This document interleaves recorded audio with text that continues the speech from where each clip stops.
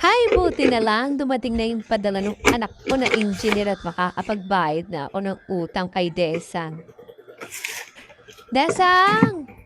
Ay, auntie, ano yan? Desang, babayaran ko na yung utang namin dito. Nagpadala na kasi yung anak ko na engineer kaya babayaran ko na yung Magbabayad utang na po kayo namin. ng utang. Oo. Sige po. Itotal mo na yung utang ko at babayaran ko na lahat yan. Sige po, i-total ko lang po. Sige, i-total mo lahat ha. Lahat. Yung wala nang may iwan na utang. At saka, siya nga pala, may itatanong pala ako sa'yo, Des. Ano po yan? Curious lang kasi ako kung ano yung natapos mo. Nakapag-aral ka Ha? ba?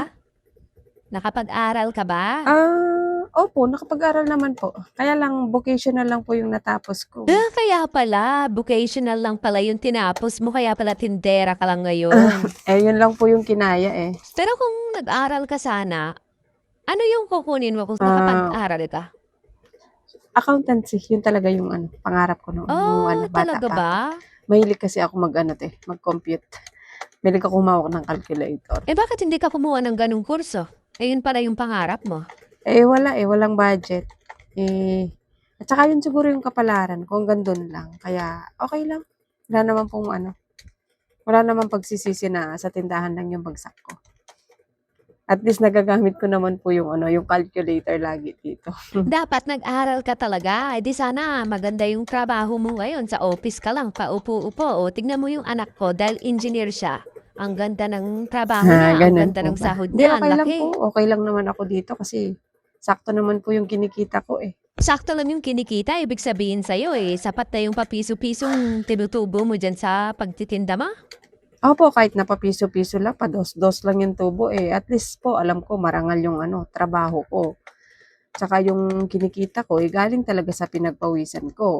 Naku, hindi maganda yung ganyan kasi wala pang tinapos. Isipin mo tindera ka lang, di ba? Diyan ka na lang habang buhay, Wala tindera naman ka po lang. siguro masama ate sa pagiging tindera lang, di ba? Tindera lang kami, oo. Tindera lang na naghahanap buhay para sa pamilya. Tsaka marangal naman po ang pagiging tindera. Wala namang masama doon. Pero kung nakapagtapos ka, katulad ng anak ko, di sana maganda yung trabaho mo ngayon, maganda yung kinikita mo ngayon, di ba? Hindi yung papiso-piso lang. Masya, magkano yung babayaran Ano kong po yung utang sa'yo? utang nyo? Bali, 1973. 1973 Opo, lang? Abay, apakaliit laman pala. babayaran Ito nyo yung na. bayad Babayaran ko na. Total ko lang. Pinadalhan na kasi ako ng allowance ng anak kong engineer kasi malaki yung sahod nun. Kaya yan, nagpadala na sa akin ng pera, pambayad ng Ganun po. utang. Akin na po. Kung ikaw nakapag-aral din katulad mong anak ko, maganda yung sahod mo ngayon, hindi ka tindera lang, di Tindera ba? lang ako. Tindera lang ako. Tindera na may puso. Handang magpautang sa inyo tuwing kailangan nyo. Happy na yung sukli ko. Ito po yung sukli nyo. Siya, sige. Alis na ako. Salamat ha. Tindera lang ako. Tindera lang ako pero ako nagpapautang sa kanila. Yung anak niya engineer. Pero dito nangungutang sa tindahan ko. Tapos kung pagsabihan niya ako na sana nag-aral ako. Hindi naman siguro masama sa pagiging tindera lang. Kumikita naman ako ng marangal.